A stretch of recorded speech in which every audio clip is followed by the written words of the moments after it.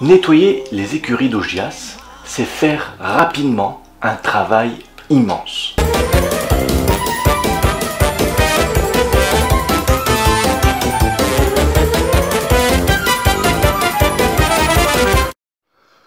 Salam alaikum, matalid matalahwal, azoulé bonjour.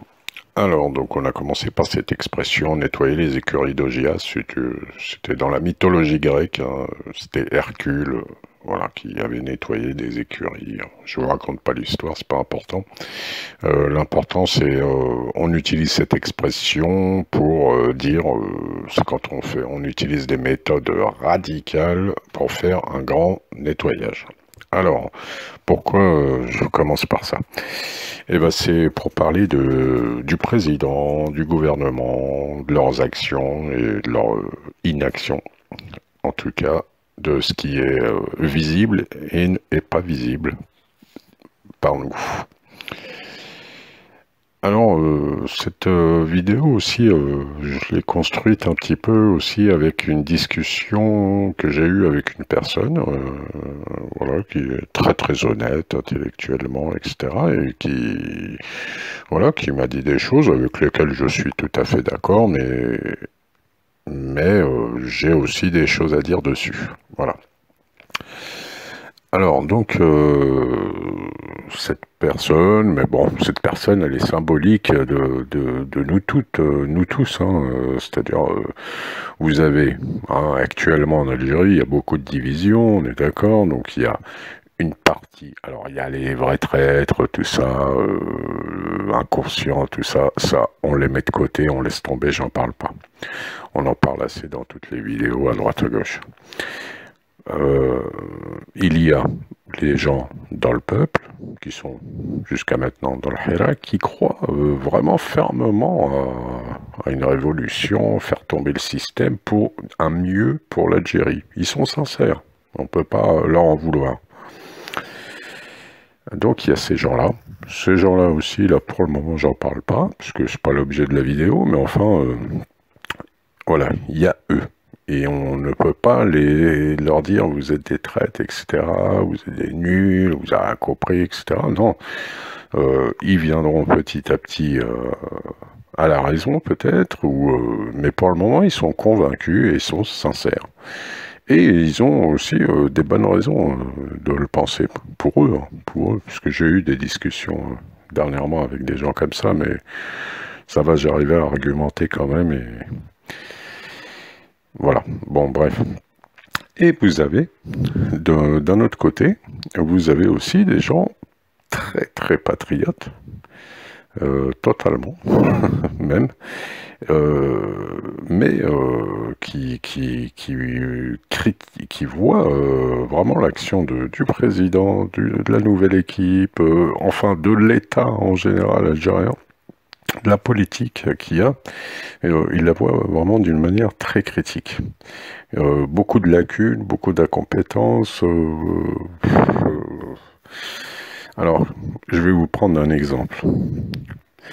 Par exemple, on voit absolument que les Algériens sont divisés et c'est profond quand même, hein, depuis voilà, la première année du Hirak, ça a commencé avec le 12-12, ceux qui votent pas, ensuite, voilà, reprise de Hirak, etc., etc. Donc, on est très très divisé à l'intérieur du Hirak et à l'intérieur même de la composante, on va dire patriote, en gros, hein.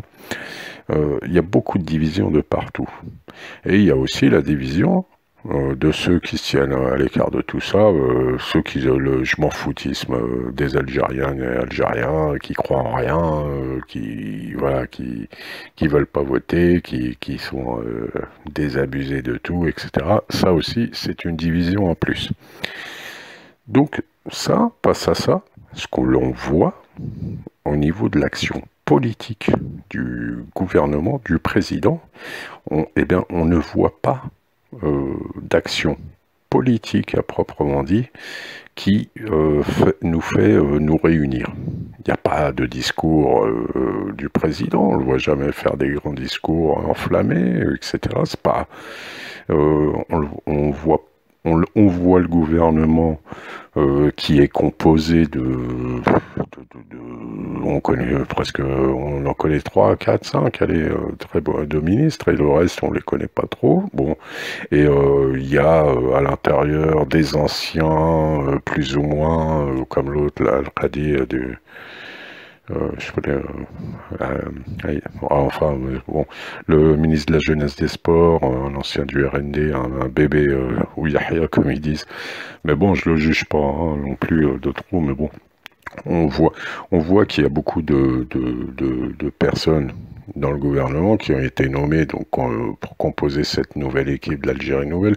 On voit qu'il y a des anciens, et on voit qu'il y a de la compétence, on voit derrière eux, c'est des cadres sup de haut niveau, etc., qui sont de l'ancien.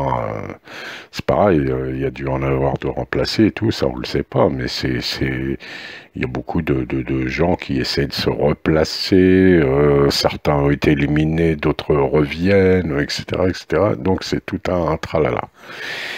Quand on voit qu'un gouvernement perd du temps, parce qu'on parle du prix du lait en sachet, qu'on voit un ministre de la Poste descendre pour régler un problème de poste, être au guichet avec son cinéma, d'ailleurs il a été licencié.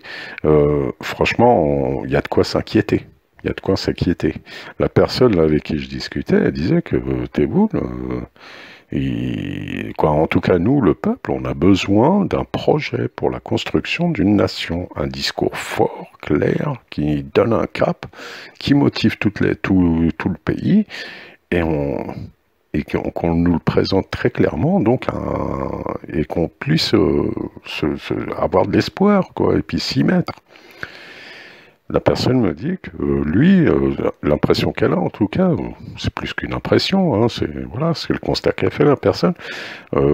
Tebboune joue petit, il s'est mal entouré par des gens qui, hein, toujours des corrompus incompétents, hein, et même il donne l'impression qu'il n'est pas assez fort pour renverser la table une fois pour toutes.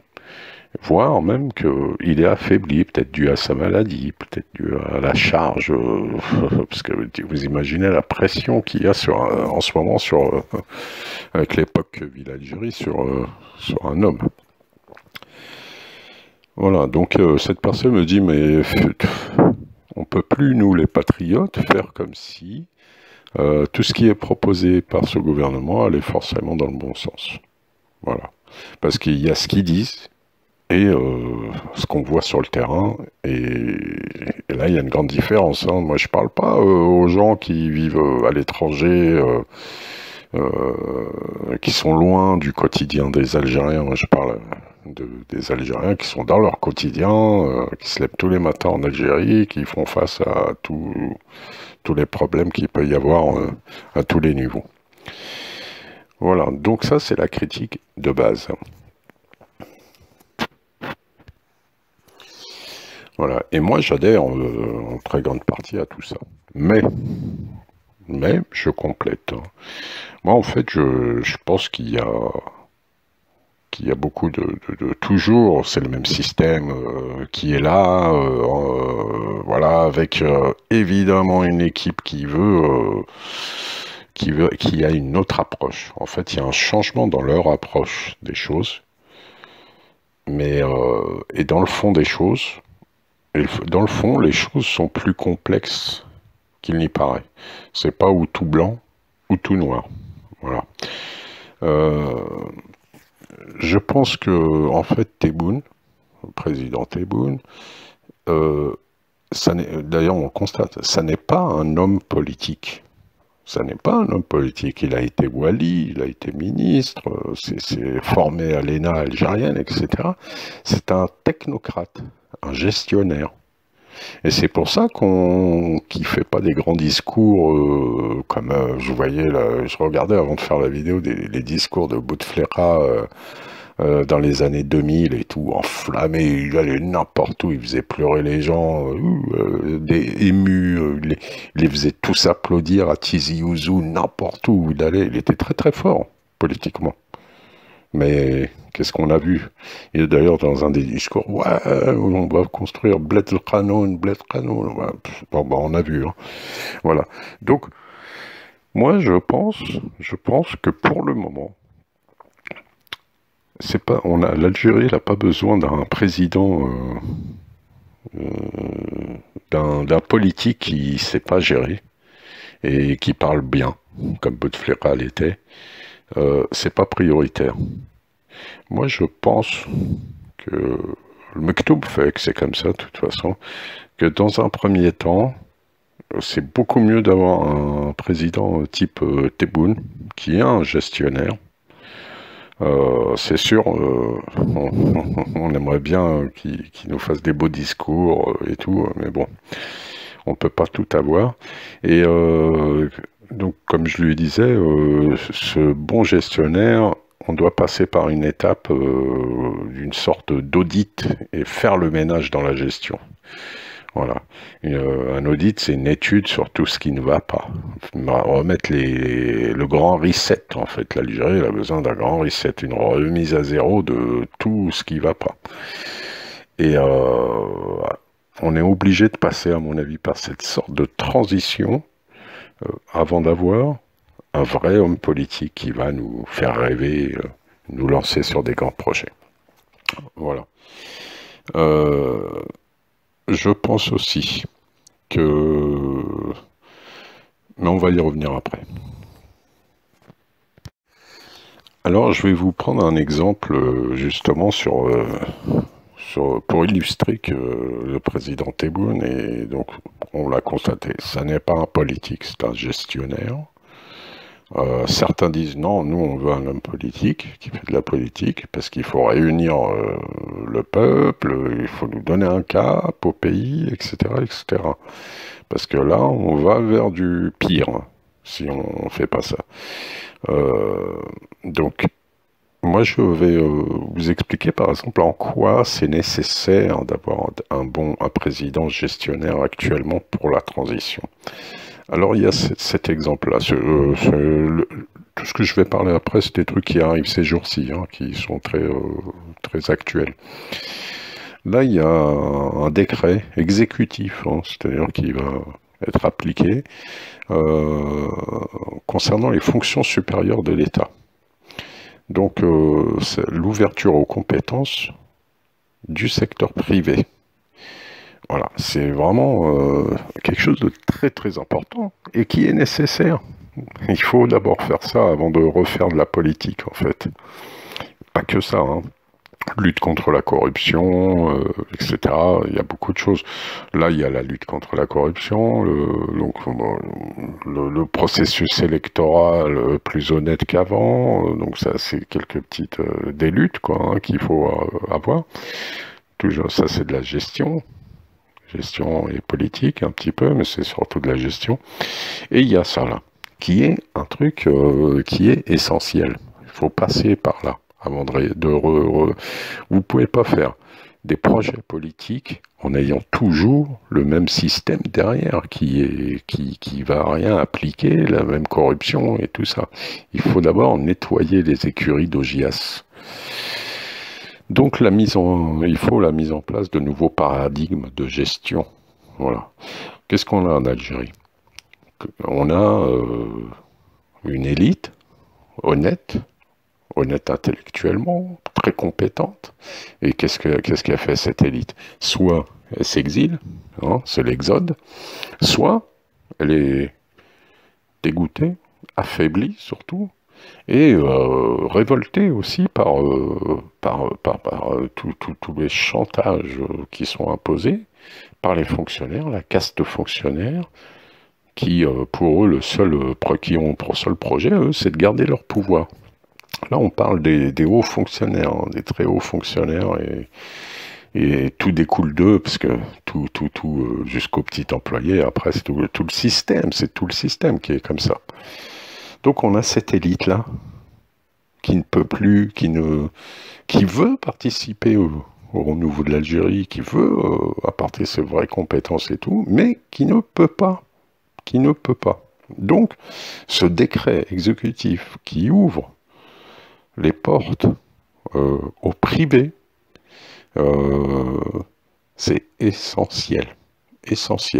Vous allez avoir des privés, des professions libérales, etc., de haut niveau, qui vont pouvoir rentrer, avoir des postes, des hauts postes dans la fonction publique. Ça n'est jamais arrivé.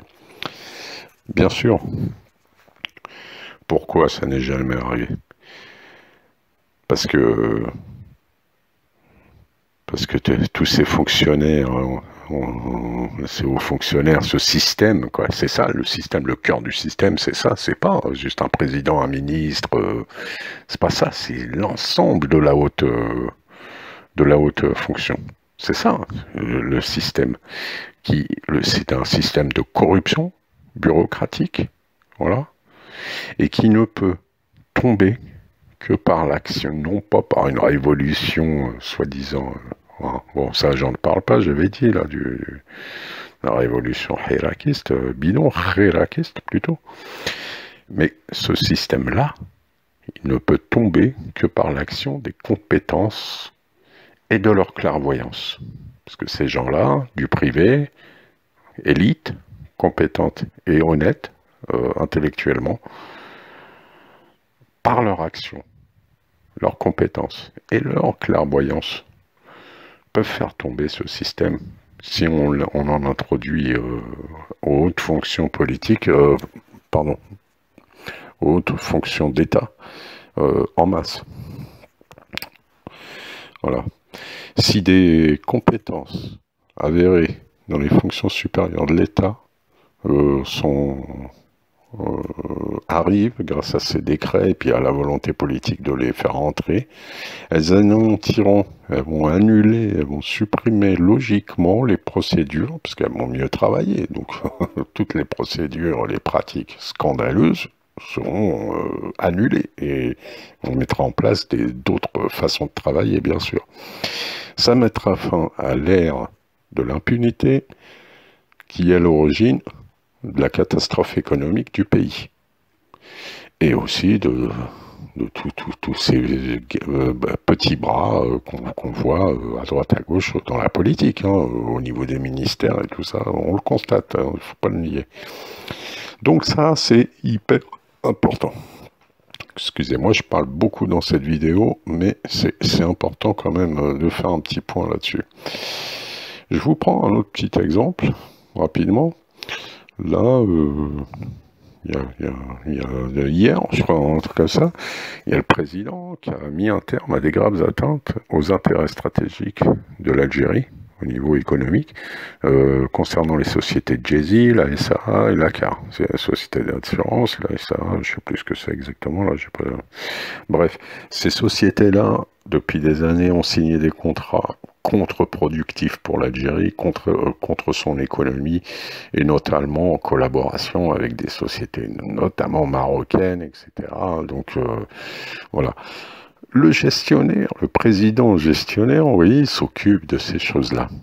On remet les choses à plat, et dans l'intérêt du pays, ne plus laisser, comment dire, chacun faire ce qu'il veut, contre les intérêts du pays. Ça compte aussi. C'est très très important. Je vous dis, un politique qui fait de la belle politique, des belles paroles, mais qui ne gère pas tout, il nous faut un gestionnaire pour le moment, j'en suis convaincu. Et c'est un président. De toute façon, dès le début de la présidence de Tebboune, j'avais dit, ce sera un président de transition. Et on a besoin de cette transition bureaucratique, etc., pour aboutir à des résultats. On n'aura pas de résultats avant plusieurs années. C'est vrai que c'est pas spectaculaire.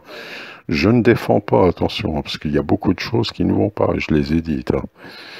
Voilà, on va prendre aussi autre chose, c'est le cas de la justice. hein, c'est essentiel. Un État qui se construit, il a besoin d'une justice solide, indépendante, etc.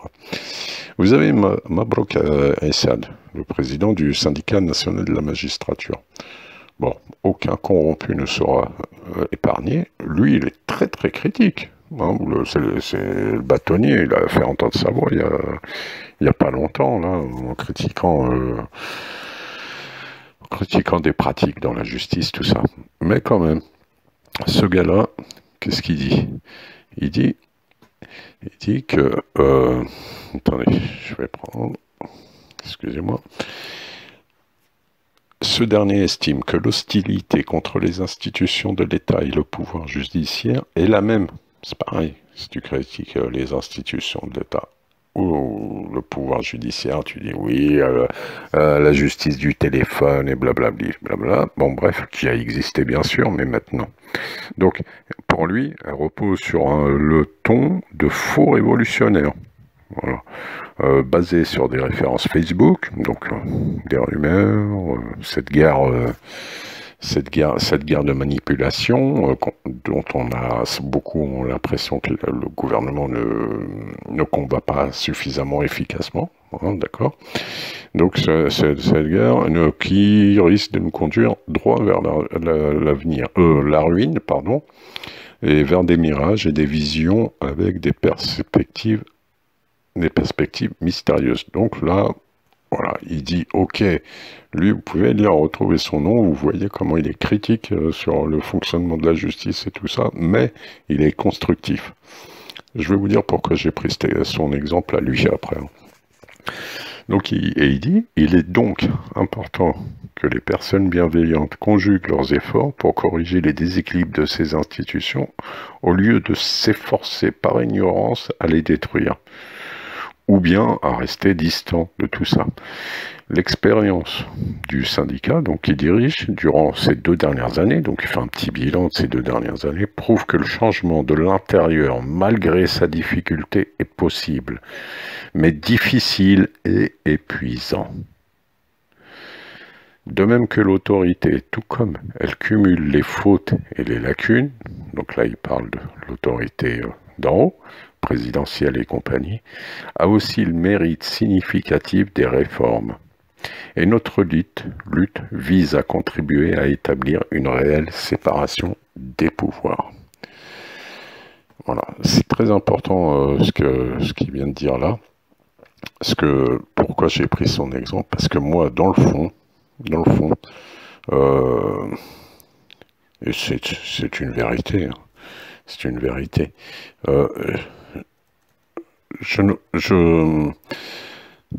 Comment dire? Pardon, parce que je fais des recherches en même temps. Je crois qu'il y a des changements donc dans l'approche. Et tout ce que je sais, en tout cas, c'est que sans un peuple qui agit pour ses propres intérêts, mais agit vraiment, qui participe, en tout cas au niveau des élites, hein, qui se découragent pas, mais bon, c'est facile à dire c'est facile à dire, mais vous avez entendu ce qu'il a dit, hein. Il y croit et c'est épuisant, mais il y croit. Eh oui, faut du courage, et un effort surhumain même pour y croire et combattre tout ce qui ne va pas. On va dire, il faut être une surfemme, un surhomme. Et on en a besoin de ces surfemmes et ces surhommes. Et il faut qu'on soit en masse. Donc, sans un peuple pour ses propres intérêts, les gouvernants ne seront jamais obligés d'être meilleurs. Voilà. Moi, je crois pas que d'un seul coup, on a des meilleurs et tout ça. Je pense qu'ils sont mieux, bien sûr, mais c'est pas les meilleurs. Parce que quand on vote jamais pour le meilleur, on vote toujours pour le moins pire. Ce qui est déjà pas mal. Voilà. Et toujours garder en tête que toute nation a le gouvernement qu'elle mérite. Donc moi je dis à ceux qui se découragent, qui souffrent, de pas baisser les bras, de faire cet effort surhumain pour finir, qu'on ait le gouvernement qu'on mérite. Voilà, si on lâche, nous, le peuple, etc., eh ben on aura des bras cassés comme d'habitude et ça n'avancera jamais. Et voilà, et on croira qu'ils sont honnêtes un peu, et puis on se apercevra des années après qu'il n'y a rien eu qu'à changer, comme toujours, quoi. Voilà, alors je finis la vidéo par une chose au niveau culturel. Niveau culturel, vous voyez, l'Union africaine appuie l'initiative algérienne du Grand Musée africain. Là, c'est sur la culture et le rayonnement un petit peu culturel de l'Algérie, parce qu'on souhaite tous retrouver le panafricanisme de l'Algérie. Voilà. Donc là, c'est un projet qui avait commencé il y a très longtemps, hein, mais qui ne s'est jamais réalisé, avec des énormes retards et tout ça. C'est financé par l'Union africaine en grande partie et tout ça. Et donc, ils ont décidé, là, c'est en train de se faire, c'est en train de se construire, c'est de faire le grand musée de l'Afrique, c'est-à-dire c'est celui de tous les Africains, ce qui est super intéressant, de le faire à Alger. Il est soutenu par l'Union africaine, très fort, et qui s'en occupe, c'est un grand architecte qui a super bien réussi. Il vit entre la France et l'Algérie. Voilà, c'est Nadir Tezdeit, né à Sougara en 67, et qui est archi brillant, quoi, le mec, hein. Et c'est lui qui mène cette construction. Ça va être super beau. Pourquoi j'en parle? Parce que ce grand musée aura un impact sur le rayonnement de l'Algérie en Afrique et dans le monde. C'est un beau projet culturel, puisque en même temps, il a pour objet aussi de récupérer, de faire pression sur les États ex-coloniaux pour qu'ils rendent les biens culturels à l'Afrique. Voilà, il va servir aussi à ça. Donc c'est super intéressant. Je voulais finir sur cette note-là. Voilà, j'ai été un petit peu long. C'était pour partager les avis. Voilà, j'ai personne à qui parler autour de moi, donc je suis obligé de parler via YouTube comme ça, dans le vide, en espérant que quelqu'un va m'écouter. Je plaisante. Aya, maslama.